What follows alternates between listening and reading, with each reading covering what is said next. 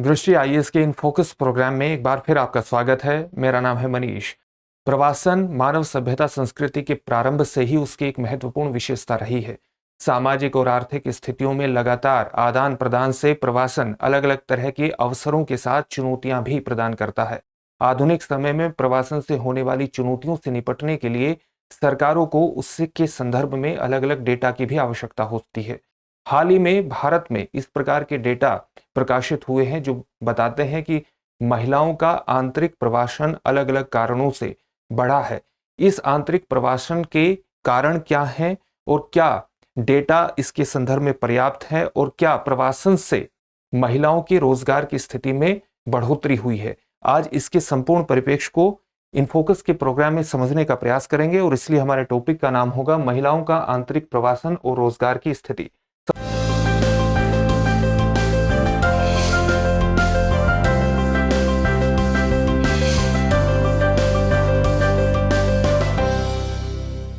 सबसे पहले देखते हैं कि इस पूरे टॉपिक के अंतर्गत हमारी चर्चा के क्या पक्ष होंगे। हाल ही में आवधिक श्रम बल सर्वेक्षण प्रकाशित हुआ है जिसने इस प्रकार के आंतरिक महिला प्रवासन से संबंधित अलग अलग डेटा प्रकाशित किए हैं और इसी कारण से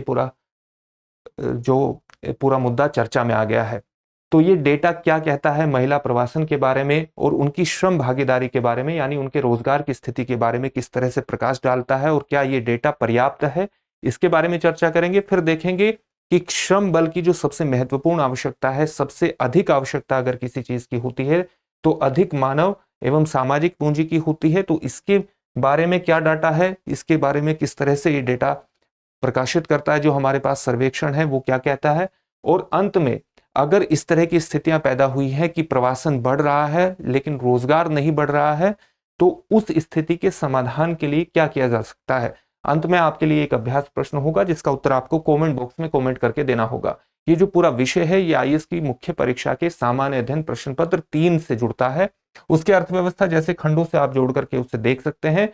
साथ ही ये भारतीय समाज से भी जुड़ता है, तो प्रश्न पत्र 1 से भी जोड़ करके आप इसको देख सकते हैं। हम आगे बढ़ें इससे पहले आप हमारे यूट्यूब चैनल को सब्सक्राइब जरूर करिए और बेल आइकन दबाइए ताकि हमारे सभी प्रोग्राम का नोटिफिकेशन आपको प्राप्त हो सके। तो सबसे पहले देखते हैं कि महिला प्रवासन, श्रम भागीदारी और उसके संदर्भ में डेटा क्या है। तो हाल ही में जो डेटा प्रकाशित हुआ है वो आवधिक श्रम बल सर्वेक्षण का है, जो महिला प्रवासियों के बारे में जानकारी प्रदान करता है।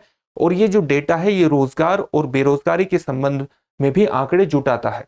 ये क्या कहता है, ये सर्वेक्षण प्रवासन का केवल प्राथमिक कारण ही प्रस्तुत करता है। महिला प्रवासन, महिलाओं का जो देश में प्रवासन हो रहा है, उनका जो आंतरिक प्रवासन हमारे देश में हो रहा है उसके बारे में प्राथमिक कारण प्रस्तुत करता है। यानी जब इसने सर्वेक्षण किया तो उसके महिला प्रवासन के प्राथमिक कारणों को जानने का प्रयास किया।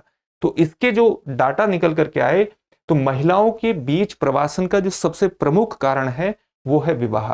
81% भारत में महिलाएं जो एक जगह से दूसरी जगहों पर जाती हैं वो विवाह के कारण जाती हैं। पारिवारिक सदस्य जब प्रवासन करता है, यानी परिवार का कोई सदस्य एक जगह से दूसरी जगह पर जाता है तो उनके साथ महिलाओं को भी प्रवास करना पड़ता है। तो इस तरह का जो डाटा है वो 10% प्रवासन इसकी वजह से महिलाओं का होता है। 2.42% महिलाएं हमारे देश में रोजगार के कारण एक जगह से दूसरी जगह पर जाती हैं और शिक्षा के अवसरों के लिए जो प्रवासन है वो मात्र 0.48% है, क्योंकि ये प्राथमिक कारण ही प्रस्तुत करता है और अन्य कारणों को नजरअंदाज करता है। और इसलिए ये डेटा अपने आप में अपर्याप्त कहा जाएगा, क्योंकि वर्तमान में सबसे प्रमुख कारकों में प्रवासन के एक ये भी समझा गया है कि जलवायु प्रेरित कारक भी प्रवासन को प्रेरित कर रहे हैं और उसके साथ खाद्य असुरक्षा। किसी स्थान पर अगर हमारी आजीविका के पर्याप्त साधन नहीं है और खाद्य असुरक्षा पैदा होती है तो उसके कारण भी प्रवासन हो सकता है। और भारत में पूरी उम्मीद है कि ये 2 कारक प्रमुख भूमिका निभा रहे होंगे। इसलिए डेटा में इनकी अनुपस्थिति होने से ये पूरा डेटा अपर्याप्त सिद्ध होता है।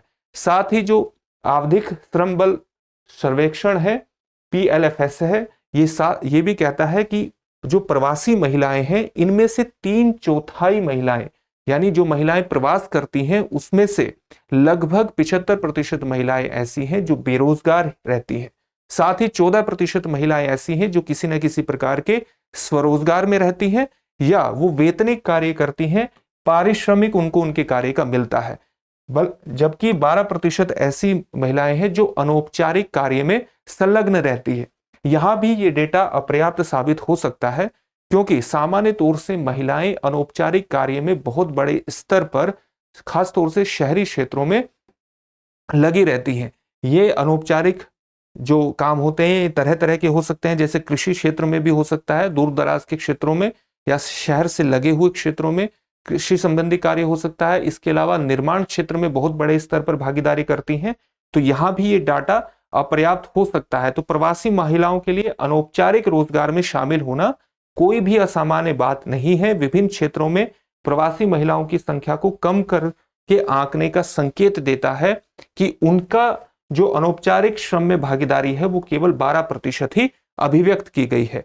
साथ ही शहरी क्षेत्रों में जो रोजगार की परिभाषा है ये इस तरह से है कि नियोक्ता के साथ मौखिक या लिखित अनुबंध के आधार पर ही किसी महिला को रोजगार युक्त माना जाता है। सामान्यतः कोई भी महिला अगर अनौपचारिक वर्क में, अनौपचारिक कार्य में संलग्न रहती है तो उसे बेरोजगार ही माना जाता है। इसलिए भी यह आंकड़ा अपर्याप्त हो जाता है और घरेलू उद्यमों में अवैतनिक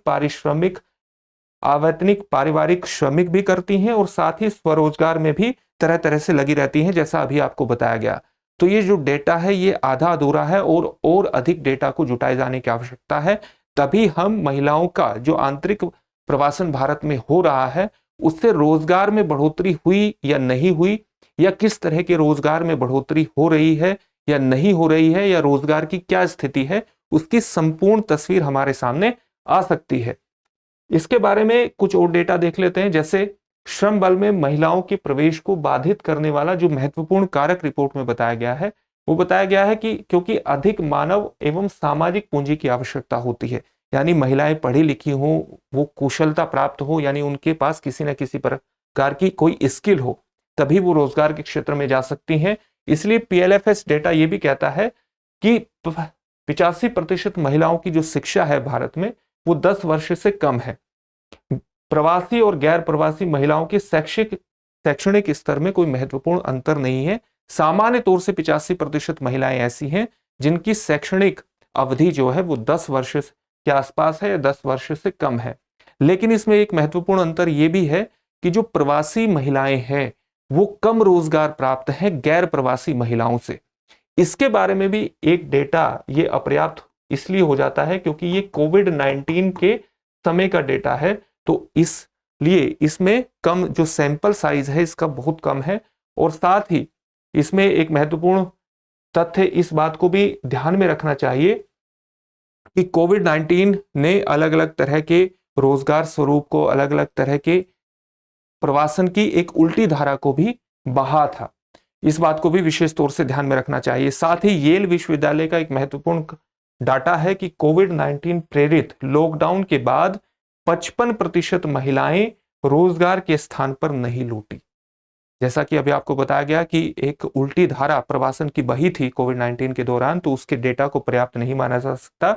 येल विश्वविद्यालय ने कहा कि कोविड-19 प्रेरित लॉकडाउन के बाद 55% महिलाएं रोजगार के स्थान पर लौट ही नहीं पाई, और जो महिलाएं रोजगार के स्थान पर लौटी उनमें उनके पूर्व स्तर, जो उनका पूर्व आय स्तर था, यानी जितना वो पहले पैसा कमाती थी उसका केवल 56% ही वो अर्जित कर पाई। इस तरह के डेटा भी हमारे सामने आते हैं।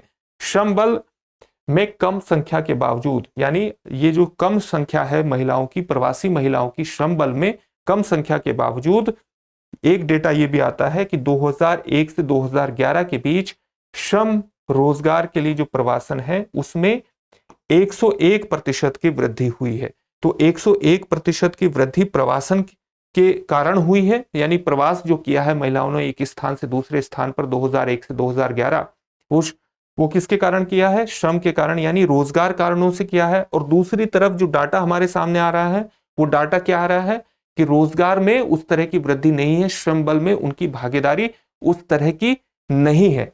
तो हमारे पास पूरी तरह से एक डाटा की कमी है। ये डाटा विशेष तौर से जुटाए जाने की आवश्यकता है। इसका एक कारण यह भी माना जा रहा है कि डाटा, हमारा जो राष्ट्रीय सर्वेक्षण है, राष्ट्रीय सर्वेक्षण के माध्यम से जो डेटा है वो हमारे लिए इसलिए भी अपर्याप्त है क्योंकि ये जो प्रवासी महिलाएं हैं ये एक महत्वपूर्ण वोट बैंक का निर्माण नहीं करती। इसलिए इनकी जो आकांक्षाएं हैं वो राजनीतिक दलों के लिए अपूर्त ही बनी रहती हैं। इसलिए जरूरी इस बात की है कि लगातार इनके एक महत्वपूर्ण डाटा को जुटाया जाए, और क्योंकि डाटा पर्याप्त नहीं है और एक महत्वपूर्ण वोट बैंक का निर्माण नहीं करती, इसके कारण प्रवासन से संबंधित जितनी भी नीतियां हैं वो पुरुष प्रधान नीतियां हैं। साथ ही प्रवासन को सामान्य तौर से जो नैरेटिव है वो पुरुष प्रधान ही माना जाता है। जब भी प्रवासन की बात होती है तो उसे सामान्यतः पुरुषों से ही जोड़ा जाता है, न कि महिलाओं से। लेकिन महिलाएं भी प्रवासन में एक बहुत बड़े स्तर पर भागीदारी रखती हैं। इस डाटा से कम ये बात निकल करके आती है। इसलिए जो प्रवासन से संबंधित जितनी भी नीतियां सरकार बनाती है उसमें महिलाओं को भी ध्यान में रखा जाना चाहिए, जबकि ऐसा नहीं होता। हमारे देश की चाहे one nation one ration card नीति हो, चाहे ई श्रम नीति हो, चाहे किफायती किराए के आवास प्रदान करना हो, ये सभी नीतियां पुरुषों को लक्षित करके बनाई गई हैं, पुरुष प्रधान नीतियां हैं, इसलिए इनमें बदलाव की आवश्यकता है। तो सबसे पहले इनका समाधान देख लेते हैं। समाधान क्या है? जैसा कि अभी आपको बताया कि जो राष्ट्रीय सर्वेक्षण होते हैं, जितने भी नेशनल सर्वे हैं, उसमें डाटा को पर्याप्त स्तर पर जुटाया जाना चाहिए। महिलाओं के प्रवासन से संबंधित डेटा जुटाया जाना चाहिए, और प्रवास की गई महिलाएं श्रम रोजगार में कितनी भागीदारी रखती हैं उसके डेटा को भी बड़े स्तर पर संकलित किया जाना चाहिए, ताकि उनकी सामाजिक आर्थिक स्थिति का बेहतर अनुमान लगाया जा सके। साथ ही प्रवासियों के लिए टाइम यूज डेटा का इस्तेमाल किया जाना चाहिए। टाइम यूज डेटा का क्या मतलब है? ये किसी विशिष्ट जनसंख्या